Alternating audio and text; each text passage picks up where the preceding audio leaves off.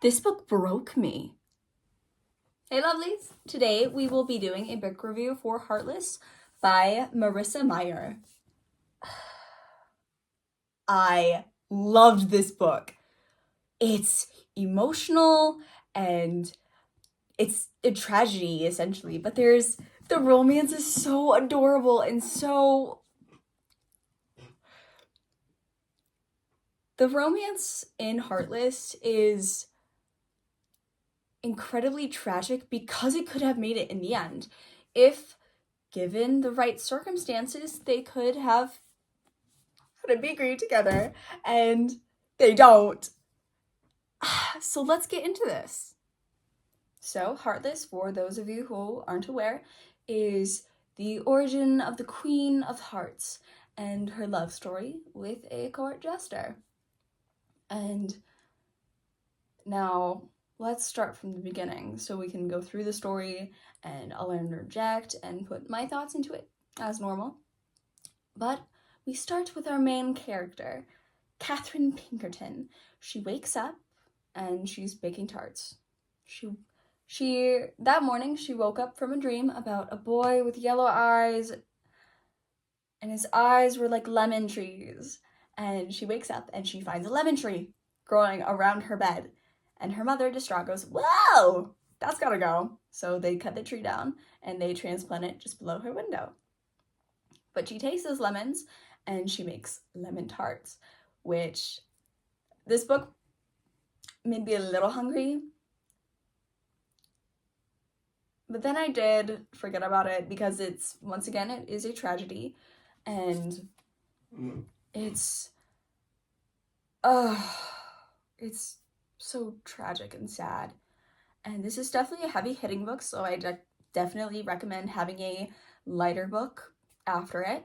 But yeah, she has her tarts, and she's going to a black and white ball in honor of the king, and her mother puts her in this red dress that's way too tight for her, and Catherine is complaining and wanting to wear a white dress, but her mother calls her a walrus and tells her she is skipping having any food for the rest of the day so she can fit into this dress. And she goes to the ball and she's miserable. She knows the king is kind of in love with her at this point, but she doesn't want to marry him. You see, she wants to open a bakery with her best friend Marianne, but she knows her parents will never allow it. And she's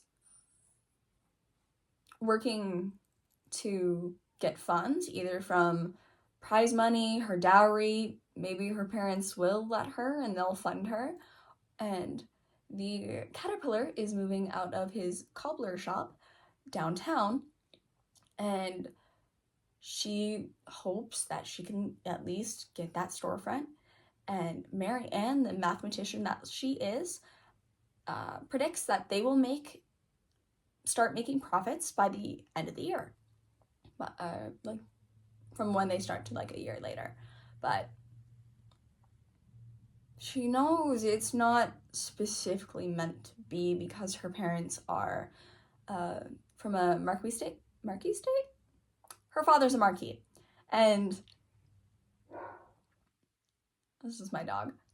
But she really loves baking, and the only reason her parents even tolerate her baking is because the king loves to eat her pastries, so they allow her to continue baking. And after a little bit of fuss with her parents, they go to the ball, and she is miserable.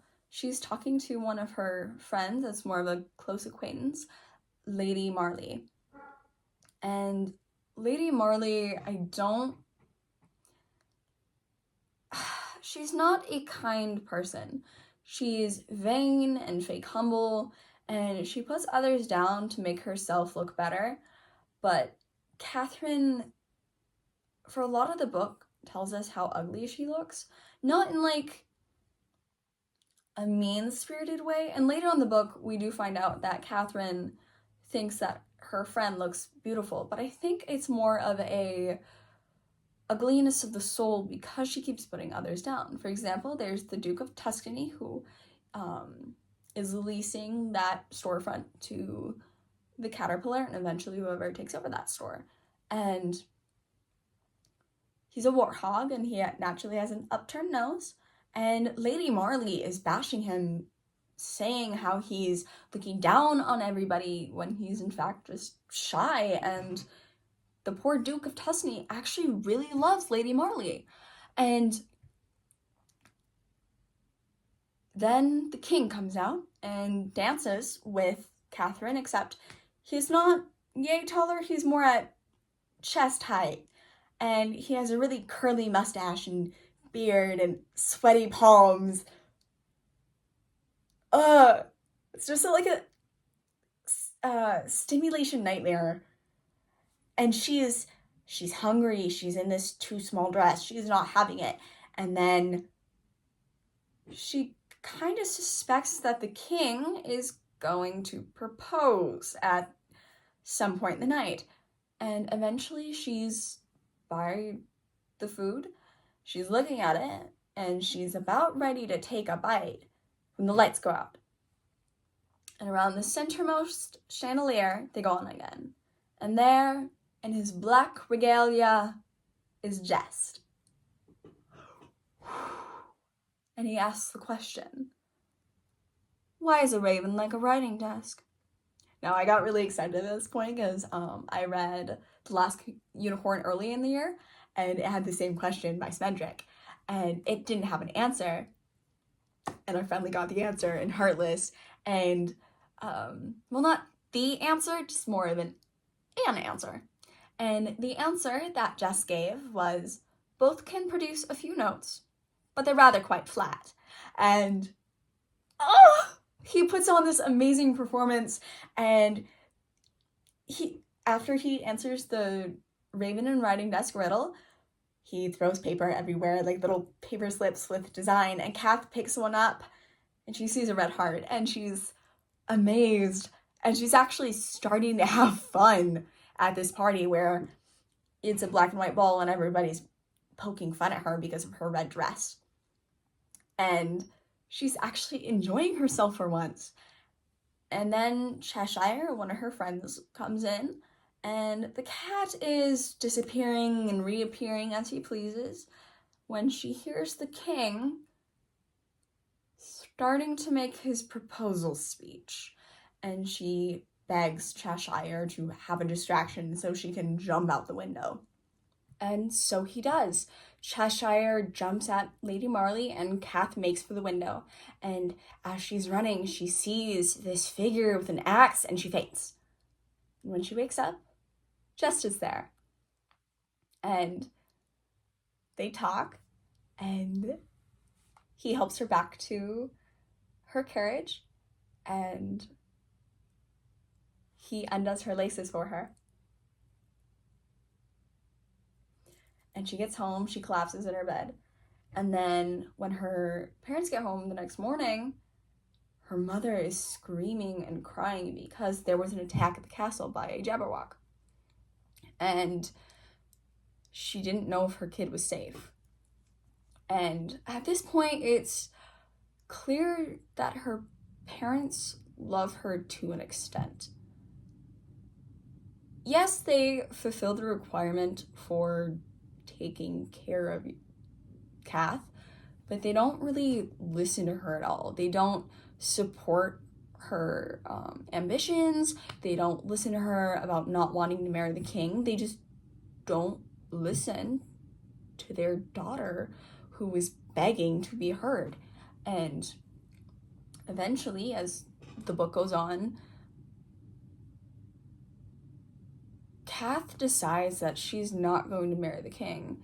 And one night, Just appears at her window and they sneak out together to the tea party of the Mad Hatter, who is very good friends with Jest. And she has so much fun. And the day before he comes to her window, the king has another party and she's supposed to give the king macaroons, but she doesn't. And at the tea party, she gives out her slightly crushed macaroons, and they absolutely fall in love with her cooking. Oh, that is all they can think about. But then the Jabberwock attacks again, and they make for the crossroads, which is like a almost like a wormhole system. And the brave lion takes up the rear, and the turtle freezes, and Kath, with her hat for unconventional decisions, runs to help the turtle keep moving, and she's shoving him along with a stick. And the lion jumps in front of the Jabberwock, who's lunging at Kath, and he gets sadly taken, and he doesn't make it. And she kind of realizes that something needs to be done, but nothing is being done about the Jabberwock. And so when she gets back, Marianne comes into her room, starts lighting the fire. She sees her in the clothes that she wore the day before, covered in sticks and mud and stuff, and screams. And Kath confesses that she snuck out with Jest, and how great the tea party was, but left out the Jabberwock. And sorry, I have a hair in my eye. But Marianne is like, okay, I see you. We don't know this man, which is a very fair statement when Jest came into the kingdom, knocked on the castle door and said, hey, I want a job. Here's some card tricks, and got the job. And Marianne is very concerned for Kath because they don't know Jest's intentions, which Marianne can read Jest like filth. Not that Jest is a villain. He's very much a martyr for the story. But I'll get on that later. But eventually they find out that Jest is helping the king with his courtship for Kath. And he helps Kath by making the king take it slow, because originally the king just wanted to propose outright instead of actually courting her. And she struggles to say no because she is conditioned so much by her parents to live the life that they want for her and the path that they dictate for her, away from all that makes her happy. And she eventually sneaks out of the house again to talk with the Duke of Tusney about the storefront opening. And it's so sad because he doesn't want to take the business risk, but he's willing to help her if Kath can help him get with Lady Marley. And she agrees, and she's courting the king, she's courting Jest, she's taking far more seriously, but the king, she's like, okay, how do I reject this man? Because 1, I do not love him. 2, he is an idiot. 3, he's not doing anything about this very grave situation that we have in Hearts right now. And eventually, he just, they're at they're at a play, and the Jabberwock attacks again, and she's trying to talk to Jest because she's trying to actually court him and not the king, but she can't say no because of the conditioning with her parents, and it's just a whole mess, and Jest isn't talking to her, and her ankle ends up snapping in the fight with the Jabberwock, and she's in pain, but she pulls out the Vorpal sword from his hat and holds it aloft as she's trying not to get eaten by the Jabberwock. And yeah, it's such a cool moment.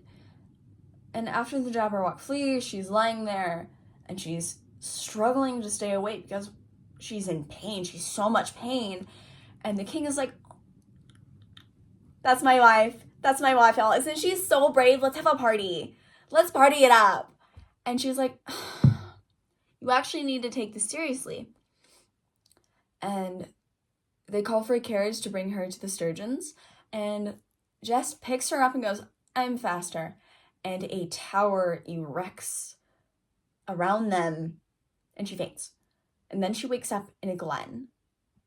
Now, at this point of the story, Jess is trying to get a bucket from a well, and she realizes it's the Treacle well, which can heal all illness and injury. And as the bucket comes up, he makes her drink it, and she feels the pain in her ankle slowly morph to nothingness. And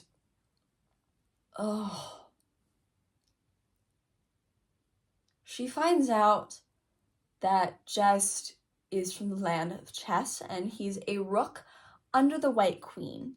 And he was sent there to capture the heart of the Queen of Hearts. And realizing that she's going to become the queen, he started to seduce her, but eventually he started falling in love, and he couldn't bear the thought of what he had to do with her. And both Hadda and Hare, spelled with the GH, is on in this operation, and he cannot do it because he loves her so much. He does not want to hurt her. And then they kiss. They talk it out, they kiss, they make out, well, like, in the little glen. And he pays the three sisters, Lacey, Elsie, and Tilly, things that they no longer need. Her shoe, her sock, and a kiss from Jess on the palm. And both her boot and her sock are ruined because Jess had to cut them off her foot so he could let the ankle heal and get it adjusted. But then they go back to her home, and the guard sees Jess. They push him down onto his knees, and her mother comes out crying and cursing at Jess because to them, he kidnapped their daughter. And Mary Ann told them about her sneaking out to the tea party, and Jess makes up this tale about charming her with magic, and then he runs away. And Catherine, devastated, is hysteric with laughing and crying because her happiness is gone. And days before this, she asked her parents, just when she was courting Jess, and before they went to the play, she begged her parents for money so she could open her bakery. And they threatened to disown her. And she's like, hey, this is going to make me happy. Marrying the king will not. I can do this. I can do this. You know, everybody loves my pastries. My pastries are well known. And her parents are like, no, you get to be a queen. We know what is best for you. And so she continues to court the king. And she's devastated. And at the next night, actually, after Jess is caught and escaped, they're holding a masquerade ball.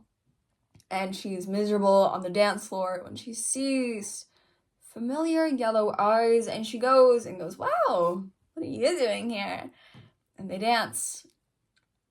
And then Jess tells her that there's another way. She could become a pawn for the White Queen, cross the border of chess, become a White Queen, and then end the never-ending war.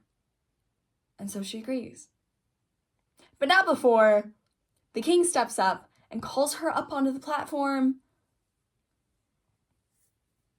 and asks for her hand in marriage. Now, at this point in the story, she doesn't know about Jess's plan B. She thinks the only way is for a Queen of Hearts to give up her heart for the White Queen. So she's like, okay, I'm gonna become queen. I'm gonna give Jess my heart. He has it anyway, so it's not that big of a deal. And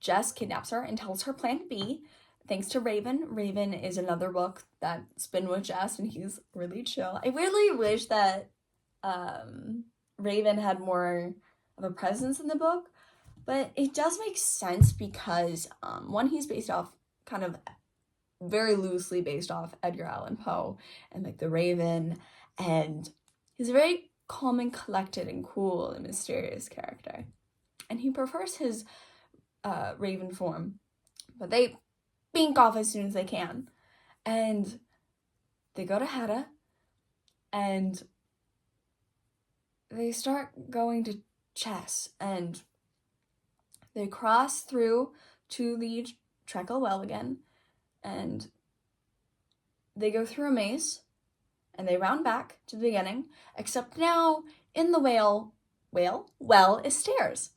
And they go down, and they see doors.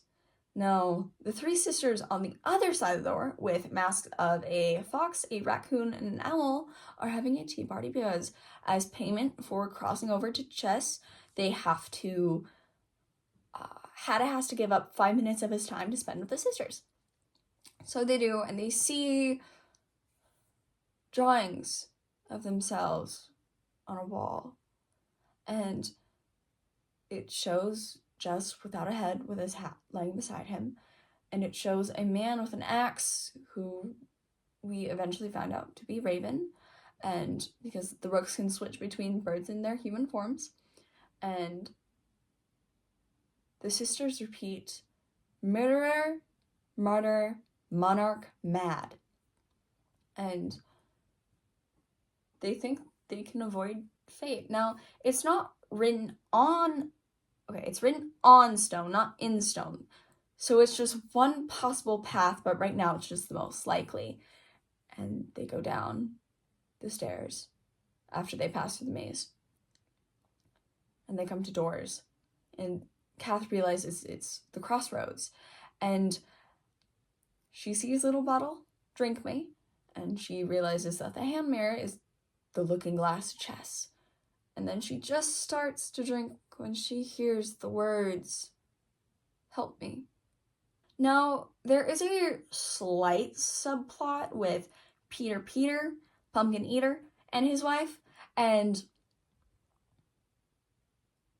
she turns around and she sees a door to Peter's pumpkin patch, and she looks in, and she sees Marianne reaching and clawing at the bars of a pumpkin cage, screaming and begging to be let out. And she turns to Jess and goes, don't follow me. If you don't follow me, we can avoid this fate. And she goes, and she helps Marianne escape, but then Peter appears and starts screaming at her because it turns out when a long time ago the Mad Hatter came and had pumpkin seeds from chess, and in hearts they turn magical, and he tossed them after Peter rejected them, and Hatter tossed them into his pumpkin patch, and his wife in a pumpkin eating contest ate them and became the Jabberwock. But after something happened where she ended up eating another pumpkin because Cass stole a pumpkin to make a spiced pumpkin cake for a competition where she could get enough money to open the storefront. She didn't change back, and the poor turtle turned into a mock turtle. It was like half cow, half turtle, and he's scared because his wife, who he does love, even though he's kind of a jerk and he's just a jerk. Peter's a jerk. I do not like this man. He's a good antagonist because he loves his wife, and at the beginning we think he's almost abusive towards her, but he actually really loves her, and he was going to use Marianne to feed his wife, and eventually in the quarrel, Jess meets his fate. And Kath watches as her beloved is beheaded, and she snaps. Her snapping was not like that. It was a very long trail of little snaps before it finally just came crashing down. And then she goes back home, and she has nothing left to lose. Her heart is shattered, her heart is cleaved in two, and she reinstates her courtship with the king. And eventually she makes a deal with the three sisters in exchange for bringing Peter to her so she could enact her justice. She would give them her heart, because the sisters are constantly dying and are in need of gifts and trades for use of their well or the way through the looking glass to sustain themselves. So she agrees, and she basically goes to the king and is like, hey, you're marrying me now. And being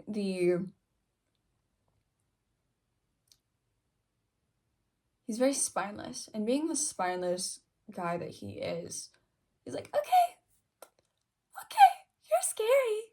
Do you want a party? Party sounds fun. And in 3 days' time, they are married. And she's mourning. And she orders every white rose, because that is what Jess gave her, to be torn up. And if any roses had to be planted, they had to be red. And she's miserable. And she's just waiting with Raven. Those two connected after Jess died. And they both wanted revenge. And she goes to see Hatter to see if there's any possible way that he could maybe resurrect Jess. And he can't. And after she leaves, his time watch stops. And time finds him, and he goes mad. And then they're at a court day, and she's miserable with herself and everything. She's sad. She spent days crying and sobbing because she just doesn't want to live without Jess. And the day for court comes, and the sisters drag Peter in, and they stab her heart, and they pull it out, her physical heart, and there's a black fissure down her heart. And they take it. And she looks at Peter, and after a good arguing, the court finds him not guilty. And Kath, unable to take this verdict, stands up and sentences him. And the court doesn't know what to do because they don't have an executioner. And then Raven turns into his human form, who was the guy with the axe. And Kath looks at Peter and says, "Off with his head." The story, how it played out, I give this book a 5 out of 5. It is so good. It is so well written. And the tragedy of it all is it could have been stopped. If Kath's parents weren't so concerned about the reputation that she never cared about, and let her have her bakery, and let her marry Jess, and didn't force her to court the king, none of this would have happened. She did everything that she did out of desperation. It wasn't because of some guy. It was because she wanted a bakery, and she wanted to be happy. And I can't stand at the end of the book when she's about ready to marry the king, and her parents look at her and they go, "Are you sure about this? We just want you to be happy." And she sees the hypocrisy of this, and she calls it out. I'm like, good for her, because a lot of the book is her taking the conditioning of her parents and breaking free of it. And the only way to break free of it is for her beloved to die. And oh, oh.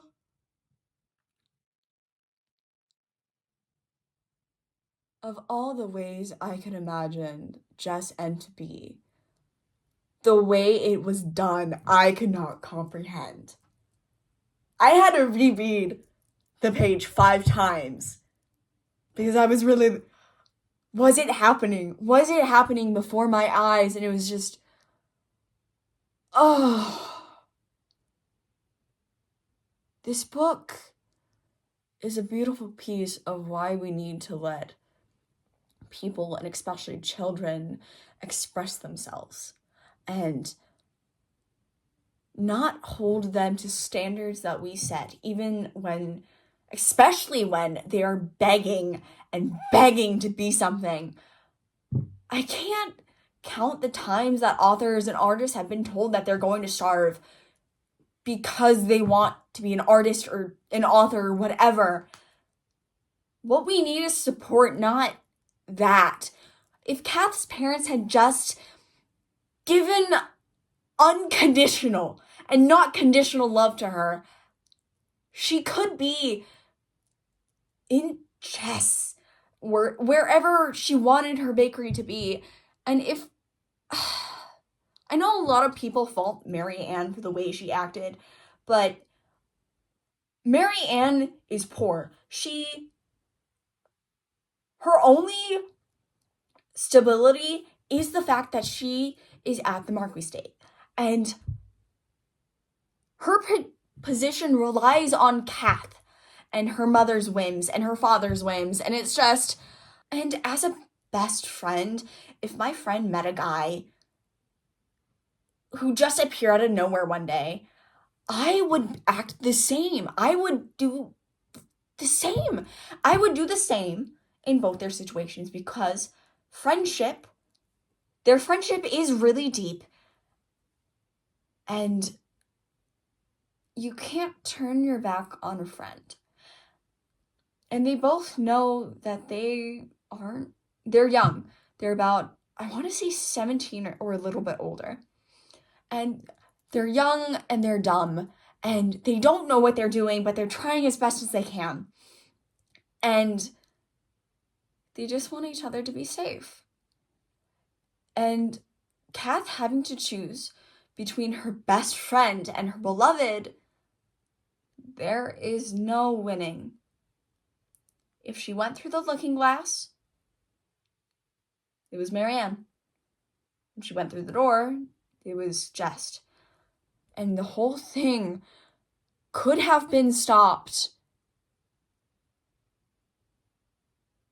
if her parents had just listened to her and helped her open the bakery, or at least let her use her dowry to open the bakery.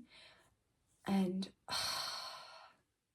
it's also really sad because the Duke of Tuscany and Lady Marley married at the end, just before Peter was dragged in. And Kath is tempted to take their heads, but she can't. She belittles Lady Marley a little bit by saying, how can you say you're just in love with him when you've belittled him for so many years? Which, I know Kath was hurting so much during then, because she is just, to watch the love of your life die and then be faced with the woman who degraded this man and mocked him, marry each other and find love. Well, yours was doomed. It's just, this book is so well written and just, I finished it last night and I'm going to be thinking about this book forever. My lovelies, my lovelies, my lovelies. This book, Heartless, has my heart. It was, it will break you. It will shatter you in the best possible way. And it's just, it really is a roller coaster of emotions. And my friends have read this before. And when I said I was reading it, they handed me a box of tissues. And I kind of knew it was a tragedy. But even when you know something is a tragedy, it will never fully prepare you for the tragedy itself. So, my lovelies, go drink some water. I personally will be reading a fun little book, 200 pages. Not really a high stakes book, just a fun book. I will see you, lovelies. Bye!